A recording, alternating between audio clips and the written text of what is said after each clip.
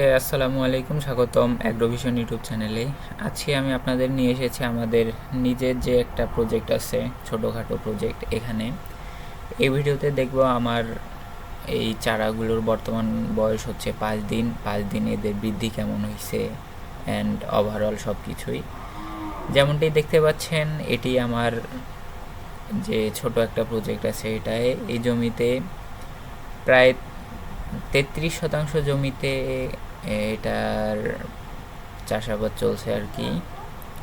চারা লাগানোর পর গাছগুলো ধীরে ধীরে বৃদ্ধি পাচ্ছে, যদিও 5 দিন বয়স, তবে মনে হচ্ছে না কেন জানি 5 দিন বয়স। এদের গ্রোথ মোটামুটি অনেক ভালো, আলহামদুলিল্লাহ।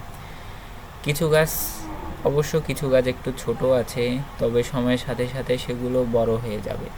আমি গাছগুলোর পানি এবং পরিচর্যা দেওয়ার চেষ্টা করছি। কচু অনেকেরই ধারণা আর কি, এটা পানিতে উপযোগীভাবে বেড়ে উঠবে। আসলে ব্যাপারটা তেমন না। এই কচু চাষের ক্ষেত্রে ব্যাপারটা পুরোপুরি ভিন্ন। আপনাকে জমিতে পানি রাখতে হবে একদম খুবই লো, যাতে জমিটা হালকা ভিজা থাকে, কিন্তু জমিতে যেন অতিরিক্ত পানি জমে না থাকে। সেজন্য আমি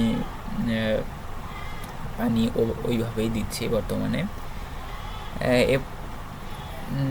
এ পর্যন্ত 5 দিনে, আসলে 5 দিনে তো আর তেমন পোকামাকড়ের আক্রমণ দেখা যাবে না, মাশাআল্লাহ ভালোই দেখা যাচ্ছে।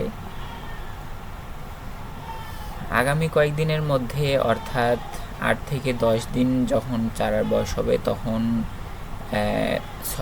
আগাছানাশক অ্যান্ড সার প্রয়োগ করতে হবে। সেটা আপনাদের অবশ্যই দেখাবো যে কখন কী সার দিচ্ছি। গাছের বৃদ্ধি অনুযায়ী প্রয়োজনীয় পরিচর্যা করতে হবে। ইনশাল্লাহ ভবিষ্যতে আমাদের এই ক্ষেতের সম্পূর্ণ আপডেট দেখাবো। ফলন পর্যন্ত পুরো যাত্রাই এই চ্যানেলে শেয়ার করব।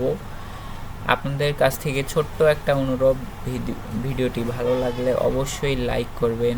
কচু কৃষি ও লতি চাষের বাস্তব অভিজ্ঞতা দেখতে ফাহিম অ্যাগ্রোভিশন চ্যানেলটি সাবস্ক্রাইব করে পাশে থাকুন। কমেন্টে জানাবেন। আপনাদের যে কোনো প্রশ্ন থাকলে জানাতে পারবেন। আমি অলওয়েজ আপনাদের প্রশ্নের উত্তর দেওয়ার চেষ্টা করব। আল্লাহ হাফিজ।